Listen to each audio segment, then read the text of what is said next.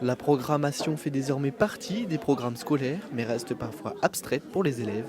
Au lycée Condorcet, les enseignants ont imaginé un projet mêlant programmation et robotique pour rendre le code plus concret. Aujourd'hui, c'est une journée avec des élèves de seconde du lycée Condorcet et des élèves du collège Anoto. Ce qu'on fait aujourd'hui, c'est qu'on essaye de leur apprendre à programmer un petit véhicule autonome, on appelle ça un robot, et aussi de concevoir.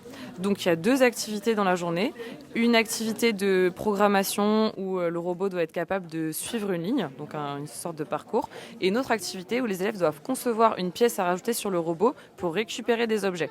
Et à la fin de la journée, l'objectif, c'est qu'ils soient capables de faire le parcours et récupérer les objets en même temps. Ça va leur permettre justement d'avoir une meilleure compréhension déjà de la géométrie, des fois dans l'espace. Ils n'ont pas souvent la possibilité de concevoir des pièces, comme là ce qu'ils sont en train de faire, et aussi de mieux comprendre les enjeux de la programmation et les systèmes qui nous entourent. En fait, quasiment tout ce qui nous entoure, c'est programmé. Rien qu'une machine à café, il y a des programmes à l'intérieur, ce genre de choses. Les barrières de péage, enfin tout. Et se rendre compte que derrière un système qui fonctionne, c'est de la technique, c'est de la logique. Et que si jamais ils veulent en faire leur métier plus tard, c'est totalement possible. Il y a quelque chose qui est très très très important, c'est qu'au début, ils commencent toujours en disant « Oh, on va pas y arriver ».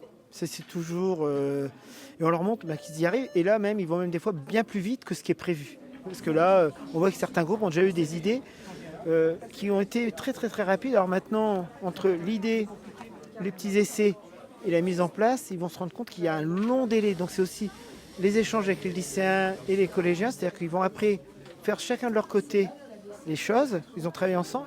On n'aura peut-être pas le même résultat quand on va fabriquer l'objet à la fin. On a commencé par programmer des robots dans des directions demandées. Donc nous, on a commencé par le faire avancer et après on l'a fait tourner vers la droite à peu près 90 degrés et il fait ça en continu. Ça n'a pas marché du premier coup parce que y avait des moteurs qui étaient plus puissants que d'autres et des vitesses qui ne marchaient pas à partir d'un certain nombre. C'est pas simple puisque ça peut pas se faire d'un coup. Faut du temps puis de la concentration. Ça m'a appris à connaître pourquoi le robot il avance quand on lui dit d'avancer. Aussi, ça m'a appris un petit peu à faire avancer, à le faire tourner et tout. Des fois, quand on est lycéen, on a l'habitude un peu plus de la théorie, des choses un peu plus carrées, et on a perdu des fois un petit peu de créativité, ce que va ramener le public un peu plus jeune. Un projet qui favorise l'échange entre élèves et encourage l'apprentissage par la pratique, une expérience collective au service de la curiosité et de la découverte.